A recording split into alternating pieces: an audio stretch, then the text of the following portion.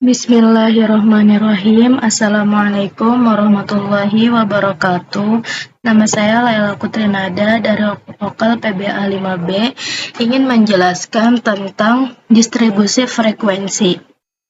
Sebelumnya saya akan menjelaskan apa itu distribusi frekuensi, yaitu rangkaian data angka menurut kuantitasnya dan atau kualitasnya atau kategori. Rangkaian data angka menurut kuantitasnya disebut distribusi frekuensi kuantitatif. Sebaliknya, data yang disusun menurut kualitasnya disebut distribusi frekuensi kualitatif. Nah, distribusi frekuensi disebut pula pencaran distribusi, merupakan penyusunan data menurut besar kecilnya data dalam beberapa kelas tertentu. Melalui distribusi frekuensi, data akan dikelompokkan ke dalam beberapa golongan dengan menerapkan kaidah tertentu. Nah, contoh sederhana data kuantitatif adalah data yang mencakup tentang hasil belajar, prestasi belajar, jumlah siswa, dan lain sebagainya. Sedangkan contoh dan kualitatif ialah data mengenai jenis kelamin, jenis pekerjaan, tingkat pendidikan, status pernikahan, dan sebagainya. Kemudian, adapun tujuan distribusi frekuensi, yakni untuk menggambarkan data dalam berbagai urusan pusatnya seperti median, persentil, dan lainnya.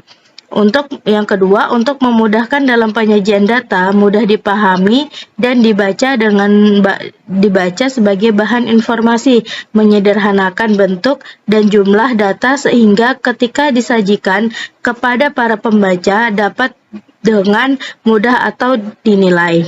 Yang ketiga, memudahkan dalam menganalisa atau menghitung data, membuat tabel dan grafik.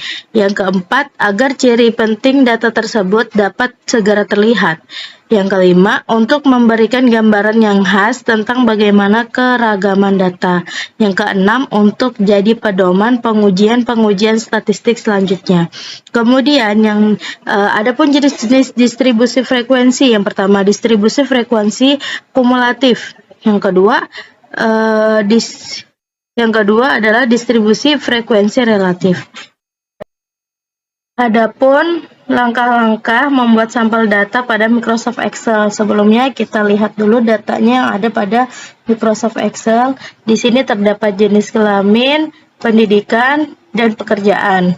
Kemudian kita masuk ke SPSS. Di sini kita klik variable view. Di sini ada kolom name.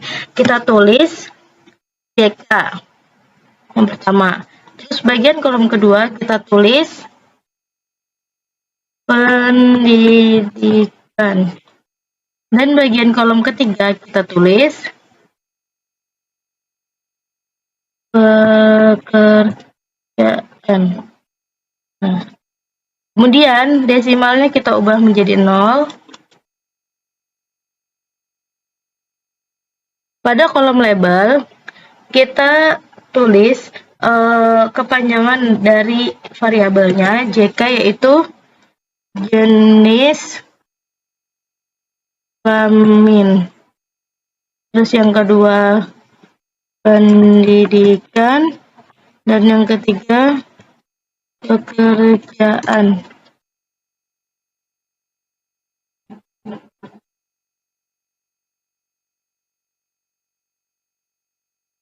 Kemudian pada kolom values jenis kelamin kita klik. Yang pertama adalah pria, dan yang kedua adalah di sini wanita. Lalu kita klik OK. Kemudian pada bagian pendidikan kita masukkan kodenya. Pendidikan di sini ada SMA, SMP, SMA, dan S1. Yang nomor 1 SMP, nomor 2 SMA, dan yang ketiga S1. Kita masukin ke SPSS. Yang pertama itu labelnya SMP. Yang kedua itu SMA.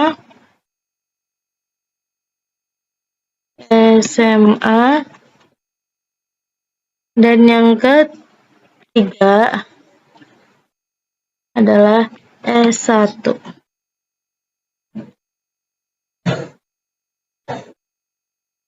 Kemudian kita klik OK. Nah, kita ke pekerjaan. Di pekerjaan di sini ada IRT. Yang pertama adalah IRT, yang kedua buruh, ketiga swasta, 4 PNS. Kita masukin ke dalam SPSS. Yang pertama adalah RT. Kita add. Terus yang kedua tadi buruh.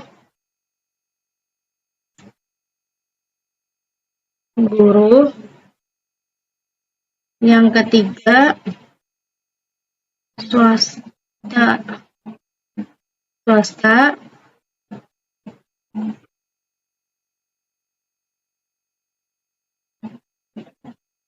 Kemudian yang keempat yaitu PNS. Kita oke. Nah, selanjutnya kita kembali ke data view. Nah, di sini ada jenis kelamin, pendidikan, pekerjaan. Nah, kita masukkan kode data variabel dari Excel, lalu dipindah ke SPSS. Nah, kita klik kodenya ya. Ini jenis kelamin kodenya.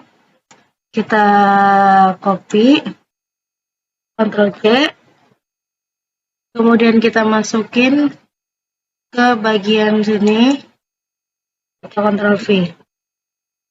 Selanjutnya, bagian pendidikan. Kita copy kode bagian pendidikan.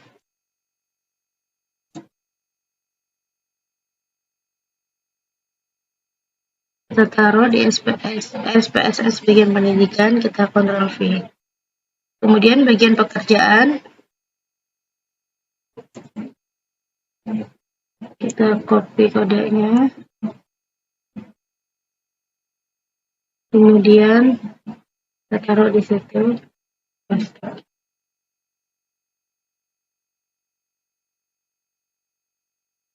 Maka akan muncul hasil sebagai berikut.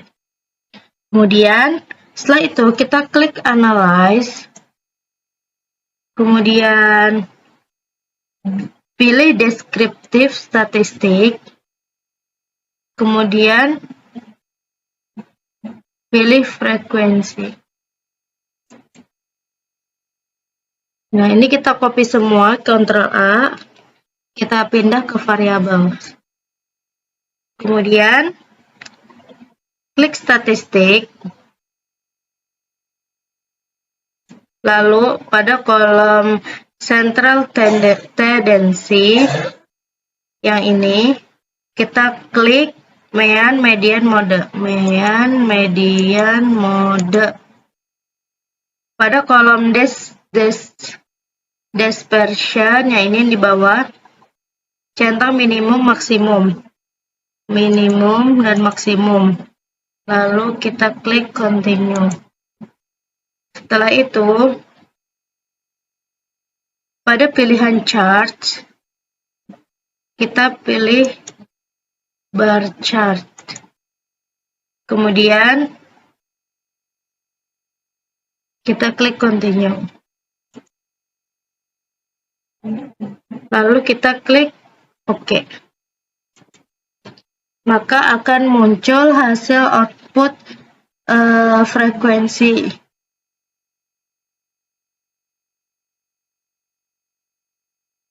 Ada statistik, jenis kelamin, pendidikan, pekerjaan. Kemudian ada ini jenis kelamin, ini pendidikan, dan ini pekerjaan. Ini bar chartnya itu adalah diagram.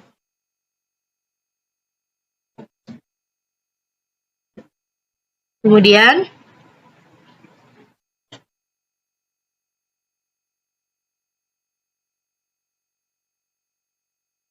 Di sini kita dapat melihat bahwa